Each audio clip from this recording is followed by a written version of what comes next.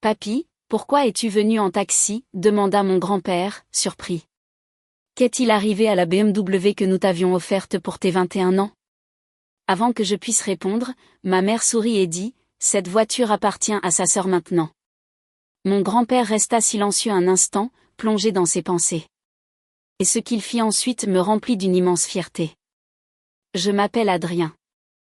J'ai 26 ans, je suis le petit-fils aîné, le réparateur silencieux dans une famille bruyante.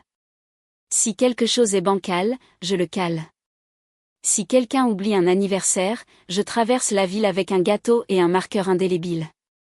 Je gère un petit atelier dans un garage en location où je peins à la main des décorations de Noël, des rouges-gorges en verre, de minuscules chalets aux fenêtres givrées, des petites boules à neige qui ne fuient pas si on les scelle correctement.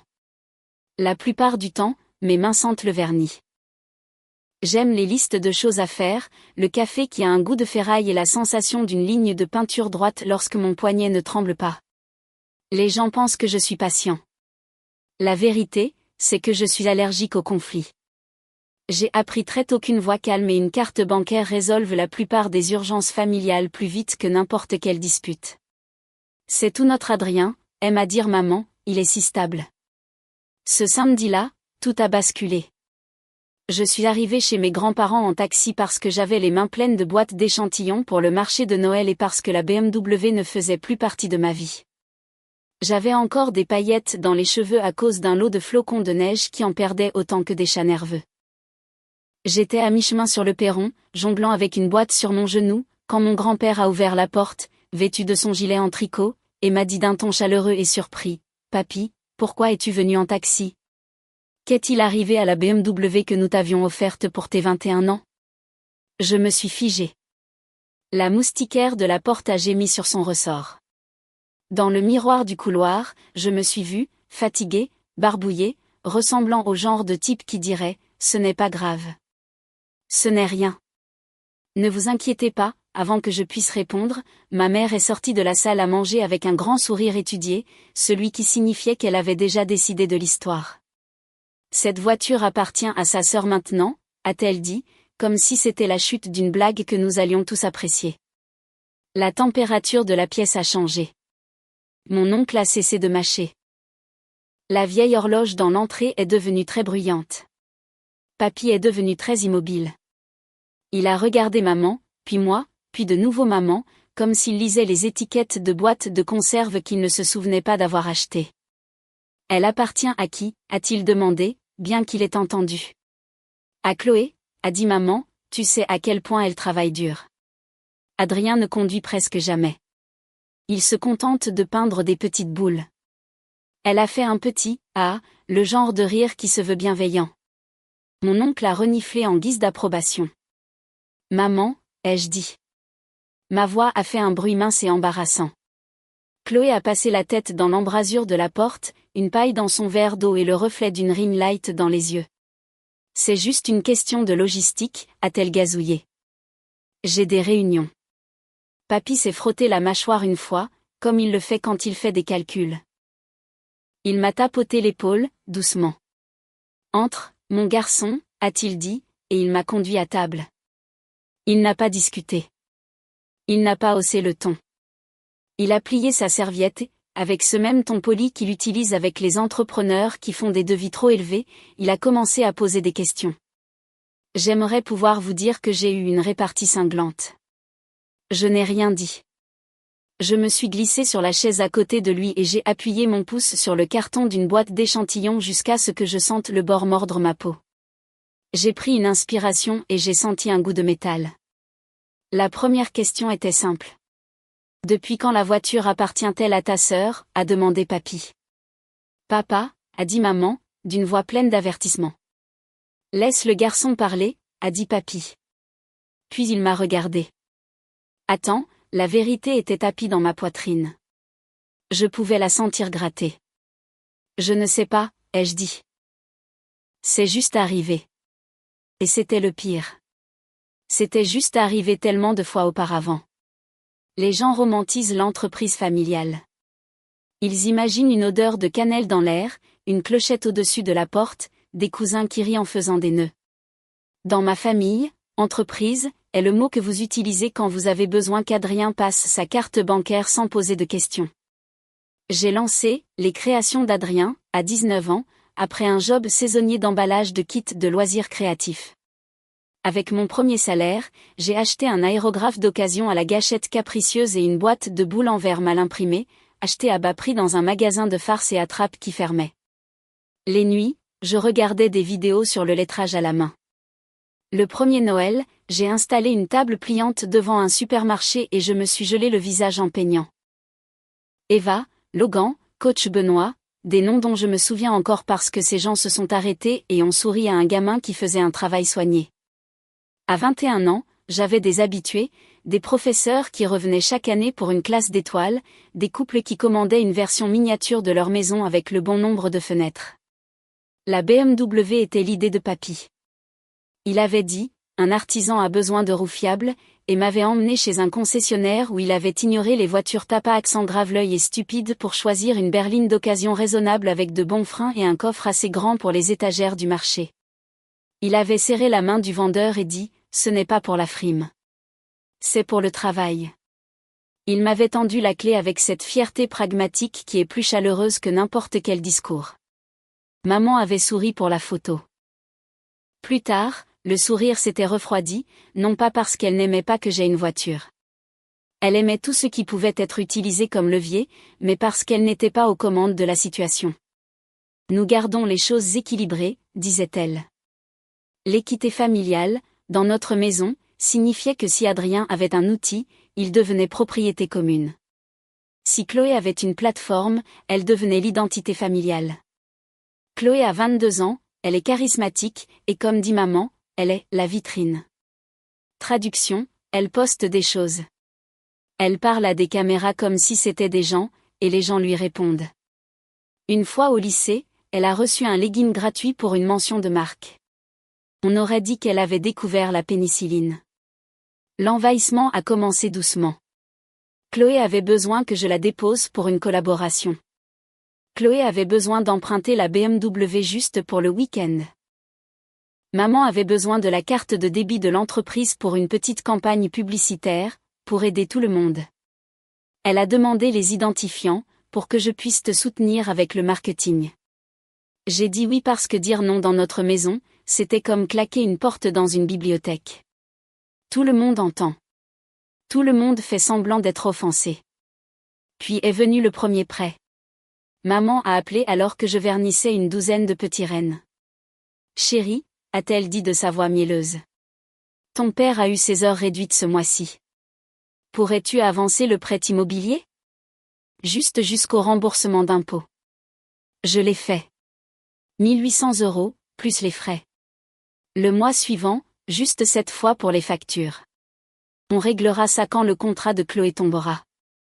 Il n'est jamais tombé. Mais il n'arrêtait pas de me rappeler que nous étions une équipe. Tu es l'entrepreneur, disait maman.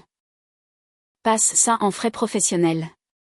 Pendant ce temps, la BMW a commencé à vivre chez Chloé. Elle postait des selfies dans le miroir avec « mon bébé », comme si la voiture venait des dieux du contenu. Quand j'ai demandé à l'utiliser pour un marché à l'autre bout de la ville, elle a dit « PFF, j'ai déjà des tournages. Tu travailles dans un garage. » Elle l'a dit sans méchanceté, comme on annonce la météo, comme on dirait qu'il pourrait pleuvoir. Quand j'ai insisté, maman a soupiré comme si j'étais déraisonnable. Tu ne conduis presque jamais, Adrien. Un Uber est une dépense professionnelle. Chloé a des réunions. Alors, j'ai pris des Uber pour mes livraisons. J'ai transporté des boîtes dans les coffres de chauffeurs qui me regardaient comme si j'étais en train de construire un nid. Je me disais de ne pas être mesquin. J'ai déversé mon ressentiment dans les feuilles de houx et les lignes épurées. Je me suis promis que Noël arrangerait tout. Les ventes grimperaient en flèche. Les chiffres excuseraient le brouillard. Le brouillard s'est épaissi. Des frais que je n'avais pas effectués sont apparus sur ma carte. 249 € pour un forfait de publication sponsorisée. Croissance familiale. 119 € pour un boost d'influenceur. 87 € par-ci. 63 € par-là. Ma carte professionnelle était liée à un compte marketing familial que Chloé avait créé. Quand je l'ai confrontée, elle a cligné des yeux. La marque doit grandir. Quelle marque, ai-je demandé. La marque, c'est moi qui peins jusqu'à en avoir mal aux épaules. Ne sois pas égoïste, a coupé maman depuis le seuil de la porte. Ta sœur attire l'attention sur ta petite boutique. Ça n'a pas de prix. J'ai commencé à tout suivre. Une feuille de calcul à 2 heures du matin, ma respiration formant de la buée dans le garage froid parce que le chauffage d'appoint faisait sauter les plombs. Ligne par ligne. Virement pour le prêt immobilier, frais publicitaires, essence pour une voiture que je n'avais pas, stock offert, pour la visibilité, commande personnalisée remboursée que Chloé avait promise en mon nom parce que, nous devons être généreux pour la confiance du public. Je l'ai additionné 2 fois parce que je n'y croyais pas la première fois. La conversation de groupe familial s'appelle « Foyer et famille », ce qui est plus drôle si vous aimez payer pour les autres.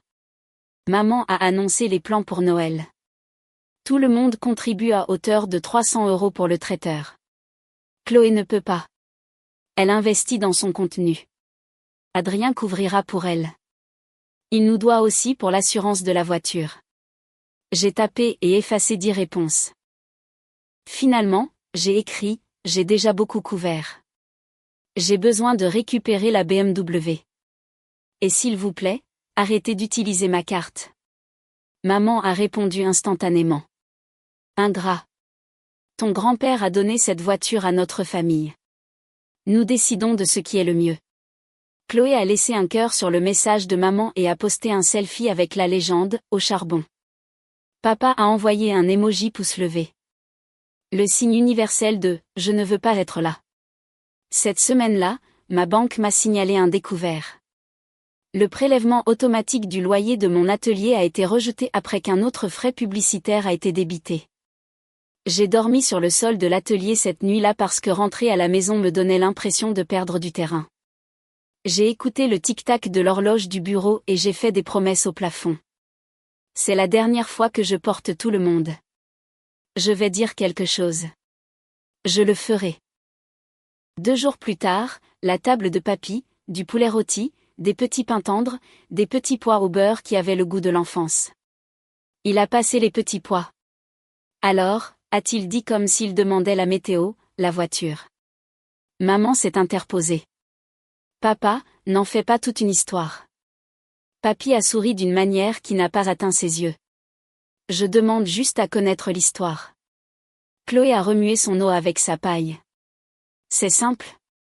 Je l'utilise plus. Papy m'a regardé. Et toi, mon garçon, es-tu d'accord que c'est simple? Le seul mot qui est sorti était petit mais solide. Non. Ça n'a rien arrangé, mais ça m'a changé. Le lendemain matin, maman m'a ajouté à une nouvelle discussion intitulée « Stratégie des fêtes ». Il y avait des cellules avec des codes couleurs et des pourcentages qui ressemblaient à une demande de rançon. Maman, stand familial cette année. Chloé filme. Adrien produit. Papa gère la logistique. Répartition des bénéfices, 60% Chloé, marketing, 20% fonds familial, facture de la maison, 20% Adrien, matériel. J'ai fixé les chiffres jusqu'à ce qu'ils deviennent flous. C'était ça. Du vol déguisé en travail d'équipe. Moi, non. Mon stand, mes produits. Je paierai pour de l'aide. Je ne donne pas 80%. Maman, nous t'avons élevé. Chloé, j'ai aussi besoin du terminal de paiement Square. J'ai connecté mon compte pour que les paiements arrivent rapidement sur mon portefeuille. Plus facile pour tout le monde. Plus facile pour tout le monde sauf moi. Je n'ai pas argumenté en paragraphe. J'ai ouvert un nouvel onglet et j'ai commencé une liste intitulée « Tout ce que j'ai payé ». C'était plus long que ce que je pouvais retenir. Le total était là, comme un défi, et c'est là que le sol s'est dérobé sous mes pieds et que j'ai réalisé que je pouvais être soit la banque, soit l'entreprise. Je ne pouvais pas être les deux. J'ai appelé papy. J'ai besoin d'un conseil, ai-je dit. Ma voix semblait empruntée. Viens, a-t-il dit. Sans poser de questions. Il avait déjà un bloc-notes jaune sur la table quand je suis arrivée. Il a poussé un stylo vers moi. Dis-moi ce que tu dois et ce qu'ils te doivent, a-t-il dit. J'ai ouvert mon ordinateur portable et je lui ai montré la feuille de calcul. Virement pour le prêt, facture, juste jusqu'aux impôts. Forfait publicitaire que je n'avais jamais approuvé. Essence, assurance que je n'utilisais pas, stock offert à des influenceurs qui ne nous ont jamais identifiés. Remboursement que Chloé avait émis sans demander parce que nous avons besoin de bienveillance. Il a écouté sans m'interrompre, faisant juste une petite coche pour chaque tranche de 100 €. Méthodique comme un métronome. Quand j'ai eu fini, il a regardé la page, puis moi. Tu as subventionné leur style de vie, a-t-il dit. Ils appellent ça de l'amour pour que la pilule passe mieux. Quelque chose s'est détendu en moi parce qu'il a mis des mots dessus et parce qu'il n'a pas utilisé de grands mots. Il a dit « vol » sans dire « vol ». Il a versé du café. D'accord, a-t-il dit. Voici ce que nous allons faire. Cette nuit-là, j'ai changé tous les mots de passe. J'ai déconnecté tous les appareils. J'ai fermé le compte joint que maman avait oublié de quitter. J'ai commandé un nouveau terminal Square. J'ai rédigé un PDF intitulé « Relevé des virements, frais non autorisés et perte de stock ». Puis j'ai envoyé un message dans « Stratégie des fêtes » et un dans « Foyer et famille ». Moi, voici les reçus pour tout ce que j'ai payé pour la maison depuis l'année dernière, plus les frais professionnels prélevés sans consentement. Total, 8 742,19 €. Je ne financerai pas vos factures cet hiver. Je n'utiliserai pas le marketing de Chloé. Je ne partagerai pas les bénéfices. Rendez la BMW avant vendredi 17 h, sinon je signalerai une utilisation non autorisée d'un bien professionnel. C'est ma limite. Maman, des menaces à ta propre mère. Honte à toi. Chloé, pour une voiture ? Grandis un peu. Papa, calmons-nous. Je n'ai pas répondu. J'ai conduit le camion de papy à l'atelier, j'ai travaillé jusqu'à 3 h du matin et j'ai fait 2 panneaux, décoration personnalisée, espèces, carte, paiement mobile, et réduction familiale suspendue. Coller le second a fait mal et a guéri en même temps. Vendredi à 17 h 23, la BMW n'était pas sur mon parking. À 17 h 26, j'ai cliqué sur « Signaler une utilisation abusive du véhicule » auprès de mon assureur et j'ai envoyé le PDF à la famille, ainsi qu'à ma tante qui est assistante juridique et à papy. Objet, archive pour les dossiers de l'entreprise. Mon téléphone s'est allumé comme un sapin de Noël. Maman, comment oses-tu impliquer des étrangers ? Chloé, tu as gâché mon week-end. Moi, rends la voiture ou je continue la procédure. À 19 h 11, des phares ont balayé le parking. Chloé est sortie, a jeté les clés comme si elle jetait un chewing-gum, et n'a pas voulu croiser mon regard. Le réservoir est presque vide, a-t-elle dit. J'en avais besoin. Il y avait une nouvelle rayure sur la portière arrière. J'ai pris des photos. Je n'ai rien dit. Elle a commandé un Uber et est partie. Le parking est devenu silencieux, à l'exception du bruit de la bannière bon marché que j'avais accrochée et qui claquait contre ses œillets.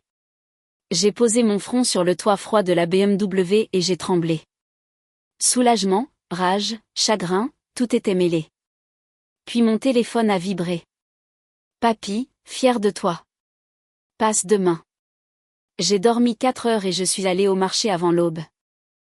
Les marchés de décembre sont un champ de bataille de sourires. Vous avez froid. Vous avez mal aux pieds. Votre cerveau vous murmure que vous avez tout sous-évalué. Mais ce premier week-end après avoir posé mes limites, je me sentais léger, comme si j'avais posé une boîte que je ne savais pas que je portais. Papy est arrivé à 9 h pile dans son vieux manteau de laine. Il a acheté 6 décorations dont il n'avait pas besoin. Il m'a tendu un thermos de café et a pris le tabouret de rechange derrière la table, commentant mon lettrage comme un commentateur sportif. Belle courbe sur ce jet, il n'a pas mentionné maman. Il n'en avait pas besoin. À midi, j'avais vendu toutes les décorations en forme d'os pour chien. Une femme a demandé, Milo, avec un petit cœur. Pendant que j'écrivais, mon téléphone vibrait sans arrêt avec les messages de maman, alternant culpabilité et fureur. Maman, tu nous as mis dans l'embarras avec cet email. Maman, si l'assurance augmente, c'est toi qui paies. Maman, nous sommes une famille. Une famille, ça partage. J'ai mis la conversation en sourdine et j'ai peint, Milo, propre et petit. À 14 heures, papa s'est approché du stand, les mains dans les poches de sa veste comme si elle n'avait pas le droit de sortir. Ta mère est contrariée, a-t-il dit à l'air près de mon oreille. Je suis au courant pour l'argent. Je n'en discuterai pas sans papy, ai-je dit. Ma voix était stable. Je ne l'ai pas reconnu au début. Il a hoché la tête une fois et est parti comme un homme qui serait entré dans la mauvaise salle d'attente. Le soir, maman avait posté sur Facebook un message sur les enfants qui oublient qui les a nourris et m'avait identifié. Une tante a appelé pour dire « Excuse-toi ». Une autre tante a envoyé un texto « Fière de toi ». En silence. Toujours en silence. Le dimanche matin, papy a organisé un café familial. Tout le monde est venu parce que quand papy demande, on vient. Il avait 2 dossiers sur la table, ma feuille de calcul et une fine pile de documents avec des onglets. Maman a attaqué d'emblée. Papa, Adrien monte tout ça en épingle. Chloé avait besoin de soutien. Il l'a puni. La voiture. Papy a levé une main. Nous allons commencer par les chiffres. Il a tapoté le dossier. Adrien a viré un peu moins de 9 000 € à votre foyer cette année et a payé environ 2 000 € de frais professionnels pour la famille sans autorisation. Il a également perdu l'usage d'un véhicule que j'avais acheté spécifiquement pour son travail. Il a regardé Chloé. C'est un vol par usage, même si tu n'avais pas l'intention de nuire. La bouche de Chloé s'est ouverte et fermée. Maman a ri, un rire cassant. Papa, n'utilise pas de termes juridiques. C'est la famille. La famille, a dit papy, devrait être le dernier endroit où l'on est confronté au vol. Silence. Le réfrigérateur bourdonnait. Papa étudiait les joints du carrelage. Papy s'est tourné vers moi. Qu'est-ce que tu veux, Adrien? Je n'ai pas fait de discours. J'ai dit 3 choses. Je veux que les prélèvements cessent. Je veux un plan de remboursement, et je veux une limite. Mon entreprise est la mienne. Papy a hoché la tête. Bien. Il a fait glisser la fine pile vers moi. Et je veux que tu sois en sécurité. Il y a des années, j'ai mis de côté une petite somme dans un fonds en fiducie destiné aux besoins de la famille. Après avoir vu comment les besoins ont été définis ici, je te l'ai réattribué pour ton entreprise. Ce n'est pas une fortune. C'est assez pour un bail correct et un deuxième établi. La chaise de maman a raclé bruyamment. Tu ne peux pas récompenser son caprice, a-t-elle dit, le cou rouge de colère. Tu encourages l'égoïsme. Les yeux de papy étaient bienveillants et inflexibles. J'encourage le travail, a-t-il dit. Et les limites. Papa a essayé une voix médiane. Peut-être qu'Adrien pourrait encore contribuer à la maison une fois que les choses se seront stabilisées. Non, ai-je dit, calme. Ferme. Je ne financerai pas la maison. Si vous avez besoin d'aide, j'apporterai des courses quand je pourrai. C'est là que ça s'arrête. Maman a pointé un doigt tremblant vers moi. Tu nous dois tout. Nous t'avons élevé. Vous m'avez élevé pour que je sois utile, ai-je dit. Je choisis d'être respectée. La voix de Chloé est sortie, petite. Alors, qu'est-ce que ça signifie pour moi? Je comptais sur, tu sais, les collaborations. Si tu me coupes les ponts, mon engagement. Si ta marque a besoin de l'argent de ton frère pour exister, a dit papy doucement, ce n'est pas une marque. C'est de la dépendance. Chloé a eu l'air sur le point de pleurer, puis s'est énervée contre elle-même d'avoir failli pleurer. Peu importe, a-t-elle dit. Je me débrouillerai. Je l'espère, ai-je dit. Et je le pensais. Pas de fin dramatique, pas d'accolade de groupe. J'ai pris le dossier et je suis retournée à l'atelier. Cette semaine-là, j'ai signé un bail de courte durée pour un local d'angle avec de grandes fenêtres qu'on peut nettoyer de l'intérieur. J'ai déménagé mes étagères la nuit avec l'aide de mon voisin, un infirmier de nuit qui refuse l'argent et a accepté à la place une décoration, meilleur voisin 2025. J'ai imprimé une enseigne propre avec les heures d'ouverture et une commande personnalisée bienvenue. J'ai posté une seule vidéo, juste mes mains, pas de visage, juste moi en train de tamponner de la neige sur une minuscule boîte aux lettres bleues. Elle a obtenu 100 likes d'inconnus et un de papy qui n'a même pas de compte, ce qui signifie que ma cousine lui a montré comment faire et qu'il a appuyé sur le cœur intentionnellement. Maman a ajusté ses stratégies. Elle a demandé si je pouvais prêter à Chloé quelques supports vierges pour qu'elle puisse lancer sa propre ligne. J'ai dit non. Elle a froncé les sourcils comme si j'avais cassé un vase. Elle a demandé à emprunter la BMW pour que papa vérifie quelque chose sous le capot. J'ai dit que la voiture restait sur mon parking avec un bloc volant. C'est excessif, a-t-elle dit. D'accord, ai-je répondu. Et ce fut toute la conversation. Un journal local a publié un petit article sur les artisans des fêtes. Ils ont photographié mes mains parce que mes ongles sont en permanence argentés et que le journaliste trouvait ça poétique. La légende disait « Petite boutique, main stable ».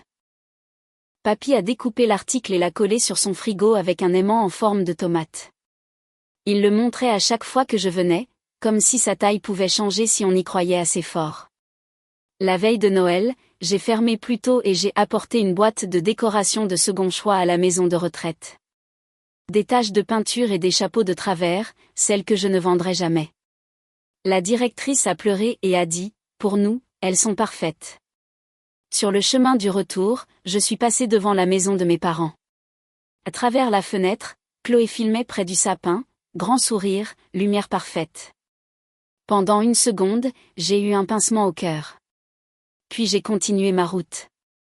J'avais un chocolat chaud à préparer et une boutique à ouvrir le lendemain matin. Janvier a été calme.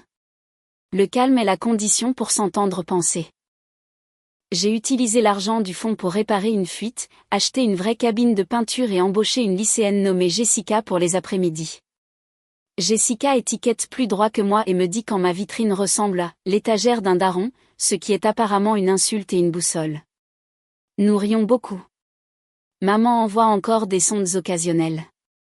Dîner de famille, apporte des décorations. Je n'y vais pas. Je réponds, je ne peux pas, horaire de la boutique, ce qui est vrai et aussi le langage des limites. Parfois, elle répond par un pouce vers le bas, parfois rien. Papa est passé 2 fois et a acheté des décorations, pêcheur 1989, en espèces. Il se tenait là comme un homme sur un bateau en lequel il n'avait pas confiance. Ton grand-père est fier, a-t-il dit. Il dit que tu as bien fait. J'ai emballé les boîtes et j'ai dit, bien. Chloé a posté une vidéo de « rebranding » en février. Style de vie, conseil de friperie, réaménagement d'appartement. Elle n'a pas redemandé de support vierge.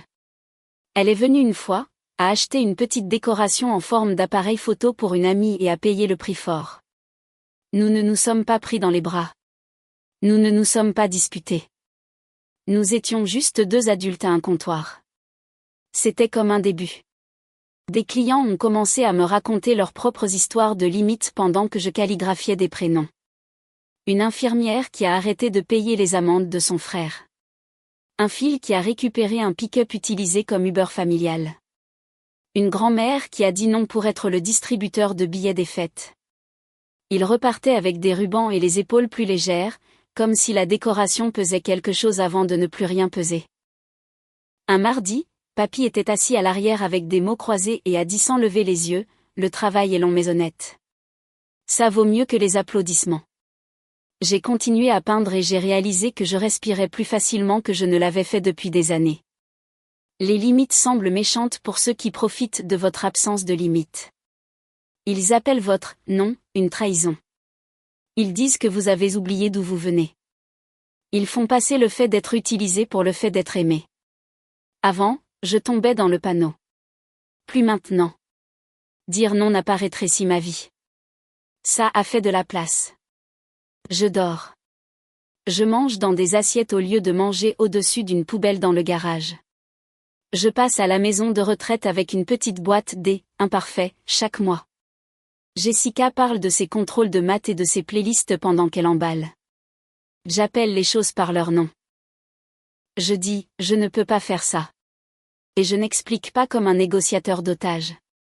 Ma relation avec maman est factuelle. Elle invite.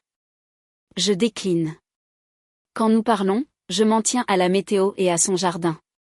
Quand elle essaie de glisser l'argent dans la conversation, je l'ignore. Papa plane entre nous comme un papillon de nuit qui essaie de choisir une lampe. Chloé est en train de se trouver devant la caméra. Tant mieux pour elle. Ce que papy a fait après ce moment de calme à table était plus que de la paperasse. Il ne m'a pas sauvée. Il s'est tenu à mes côtés pendant que je me sauvais moi-même. Il m'a regardé comme si j'étais déjà un homme accomplissant une chose difficile et ordinaire. Et ce regard a rendu le sol sous mes pieds à nouveau réel. Je pensais que l'amour signifiait payer n'importe quelle facture avec « famille » écrit dans le mémo. Maintenant, je pense que l'amour ressemble à une chaise tirée à côté de vous et à un café chaud pendant que vous faites la liste de ce que vous pouvez et ne pouvez pas donner. L'amour ne déforme pas ce qui n'est pas offert. L'amour ne renomme pas le vol pour le rendre acceptable. Je suis Adrien. Je fabrique de petites choses fragiles qui, d'une manière ou d'une autre, durent. J'aiderai quand je le pourrai, avec plaisir, librement, à deux mains. Mais je ne serai la banque de personne. Je ne me laisserai pas culpabiliser pour sponsoriser la version de moi qu'il préfère. Un portefeuille silencieux avec de la peinture sous les ongles. Je ne me laisserai plus utiliser. C'est la limite. Elle ne bouge pas. Et si quelqu'un appelle ça de l'égoïsme, très bien. Je sais ce qu'il en coûte de dire oui à tout. Je préfère ce que mon « non » m'a acheté, du temps. Du calme, des mains stables et une vie qui me semble être la mienne.